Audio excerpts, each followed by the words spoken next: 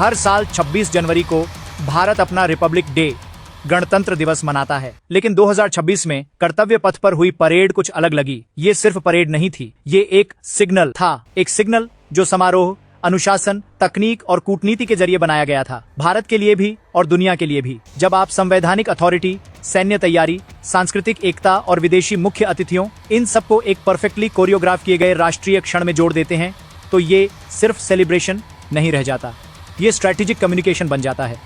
ये भारत का 77वां गणतंत्र दिवस था, 26 जनवरी 1950 को अपनाए गए संविधान की याद में।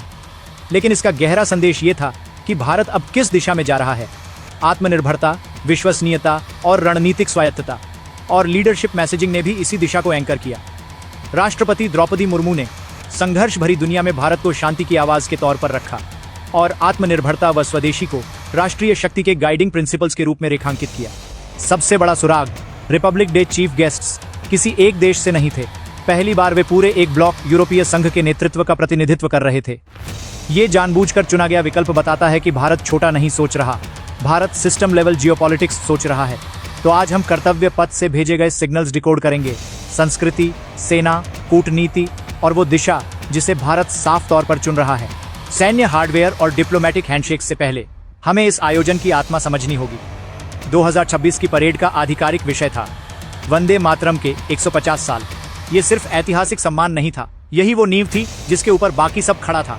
वंदे मातरम, जिसका अर्थ है मैं मातृभूमि की वंदना करता हूँ, बंकिम चंद्र चट्टोपाध्याय द्वारा रचित राष्ट्रीय गीत है जो भारत के स्वतंत्रता संग्राम का उद्घोष बना। इसमें सेल्फहुड, त्याग और सॉवरेंटी की निरंतर खोज समाई है। इस 150 साल पुराने मंत्र को सेलिब्रेशन के केंद्र में रखना एक गहरा बयान था। इसने औपनिवेशिक शासन से आजादी की ऐतिहासिक लड़ाई को आज की स्ट्रैटेजिक डिपेंडेंस से आजादी की आधुनिक कोशिश से जोड़ दिया, और यही विचार परेड के दूसरे आधिकारिक विषय से स्पष्ट रूप से जुड़ा, समृद्धि का मंत्र, आत्मनिर्भर भारत। संदेश बिल्कुल साफ था, ट्रू सॉवरेंटी किसी से मिलती नहीं, बनानी पड़ती है। वही आत्मनिर्भरता की भावना जो स्वतंत्रता आंदोलन को चलाती थी, वही आज भारत की शक्ति की नींव बन रही है। वंदे मातरम ट्रिब्यूट, जिसमें देश के हर कोने से हजारों कलाकार शामिल थे, सिर्फ सांस्कृतिक प्रदर्शन नहीं था, ये उस मूल सिद्धांत की राष्ट्रव्यापी पुष्टि थी। जब वैचारिक मंच तैयार हो गया, तब परेड ठोस सबूत पर आई, भारत की आत्मनिर्भरता की प्रतिबद्धता पर। ये उधार की शक्ति का शो नहीं था, ये आर्सेनल ऑफ ऑटोनॉमी था, भारत में निर्मित, भारत के लिए। यहाँ आत्मनिर्भर भारत डिफेंस और स्वदेशी वेपन्स का असली प्रदर्शन देखने को मिला। संदेश की शुरुआत हुई 21 तोपों की सलामी से, जो स्वदेशी 105 mm लाइट फील्ड गन्स से दी गई, एक शक्तिशाली प्रतीक कि अब भारत अपने गणराज्य का सम्मान अपने ही स्टील से करता है। फिर प्रोसेशन आया और पहली बार इंडियन आर्मी बैटल अरे फॉर्मेट में दिखी, आधुनिक युद्ध का एक सिमुलेटेड रियल टाइम अनुक्रम, यानी रिकनेसेंस से लेकर मुख्य स्ट्राइक फोर्स और डीप स्ट्राइक फायर पावर तक एक एकीकृत सैन्य ऑपरेशन की कहानी। इस डिस्प्ले में भारत के स्वदेशी डिफेंस इकोसिस्टम के स्तंभ हावी थे। हमने मेन बैटल टैंक अर्जुन देखा, जो भारत में डिजाइन और निर्मित है। राष्ट्रपति मंच के सामने से आकाश वेपन सिस्टम गुजरा, भारत की पहली स्वदेशी रूप से विकसित सतह से हवा मिसाइल ढाल। इसके साथ ब्रह्मोस सुपरसोनिक क्रूज मिसाइल और नया प्रदर्शित सूर्यास्त्र रॉकेट लॉन्चर सिस्टम भी दिखा। परेड में उन्नत भारतीय निर्मित ड्रोन सिस्टम्स भी थे, जो फ्यूचर वॉरफेयर की तरफ भारत के फोकस को हाईलाइट करते हैं। ये पूरा डिस्प्ले आत्मनिर्भर भारत का फिजिकल मैनिफेस्टेशन था, दुनिया के लिए संदेश था। भारत अब सिर्फ इंपोर्टर नहीं, डेवलपर और प्रोड्यूसर है।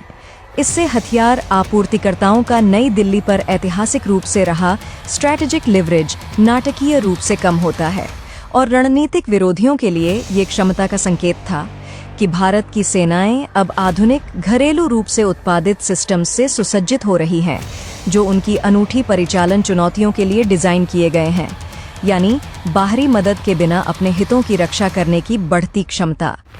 अगर मिलिट्री हार्डवेयर आत्मनिर्भरता का बयान था, तो रिपब्लिक डे चीफ गेस्ट का चयन स्ट्रेटेजिक अलाइनमेंट का बयान था।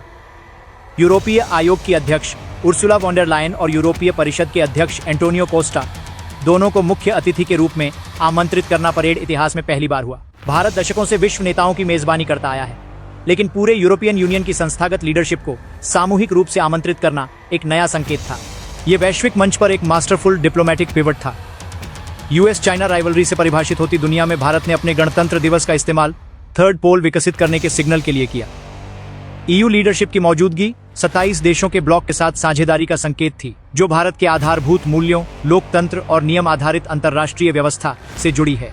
ये हैंडशेक वर्षों से बन रहा था, एक व्यापक फ्री ट्रेड अग्रीमेंट की बातचीत को ऊर्जा देने के लिए, जो 2007 में शुरू हुई थी। समय ने बड़ा असर दिखाया। 27 जनवरी को इंडिया ईयू रिलेशंस के तहत ट्रेड डील को राजनीतिक स्तर पर अंतिम रूप दिए जाने की घोषणा की गई। सालों की बातचीत के बाद अब टेक्स्ट कानूनी जांच और अनुमोदन चरणों में जाएगा और औपचारिक हस्ताक्षर 2026 में बाद में अपेक्षित हैं। ये सिर्फ व्यापार नहीं था, ये भू राजनीतिक अभिसरण यानी जियोपॉलिटिकल कन्वर्जेंस था। यूरोप के लिए भारत के साथ मजबूत साझेदारी डी रिस्किंग रणनीति का हिस्सा है। चीन पर अत्यधिक निर्भरता कम करने के लिए भारत के लिए ईयू के साथ गहरा रिश्ता वॉशिंगटन और बीजिंग के बाइनरी कैंप्स के बाहर एक शक्तिशाली विकल्प है और मल्टी अलाइनमेंट सिद्धांत को सुदृढ़ करता है। यह साझेदारी भारत को अपनी खुद की एक साइड बनने की दिशा में और मजबूत करती है। पूरे 2 घंटे के समारोह में एक देश का नाम नहीं लिया गया, फिर भी उसकी उपस्थिति हर फैसले में महसूस हुई। भारत के रिपब्लिक डे 2026 की परेड कई मायनों में चीन को दिया गया अप्रत्यक्ष लेकिन स्पष्ट संदेश थी। पहला, आत्मनिर्भर। मिलिट्री पर जोर सीधे उस प्राथमिक सुरक्षा चुनौती से जुड़ता है जो भारत उत्तरी सीमा पर सामना करता है। हाई ऑल्टीट्यूड फ्रंटियर्स के लिए उपयुक्त उपकरण, उन्नत सर्विलांस ड्रोन्स और लंबी दूरी के स्ट्राइक सिस्टम्स जैसे सूर्यास्त्र और ब्रह्मोस, ये सब हिमालयी सीमा के संदर्भ में प्रासंगिक क्षमताएं दिखाते हैं। एक मजबूत और तेजी से आत्मनिर्भर होती रक्षा इंडस्ट्री दिखाकर भारत बीजिंग को सिग्नल देता है कि उसकी सैन्य तैयारी विदेशी आपूर्तिकर्ताओं की राजनीतिक सनक पर निर्भर नहीं है। यही घरेलू ताकत डिटरेंस की विश्वसनीय रीढ़ बनती है। दूसरा, यूरोपियन यूनियन को रणनीतिक रूप से गले लगाना चीन की भू राजनीतिक महत्वाकांक्षाओं का काउंटर है। नई दिल्ली और ब्रुसेल्स के बीच शक्तिशाली आर्थिक और रणनीतिक धुरी ऑथोरिटेरियन इन्फ्लुएंस के खिलाफ एक डेमोक्रेटिक काउंटरवेट बनाती है। इंडिया ईयू एफटीए का फाइनल होना सिर्फ आर्थिक घटना नहीं, रणनीतिक घटना भी है। ये गैर चीनी सप्लाई चेन्स को मजबूत करती है और व्यापार व तकनीक सहयोग के लिए मूल्यों पर आधारित विकल्प देती है, जो बीजिंग की बेल्ट एंड रोड अप्रोच को चुनौती देती है।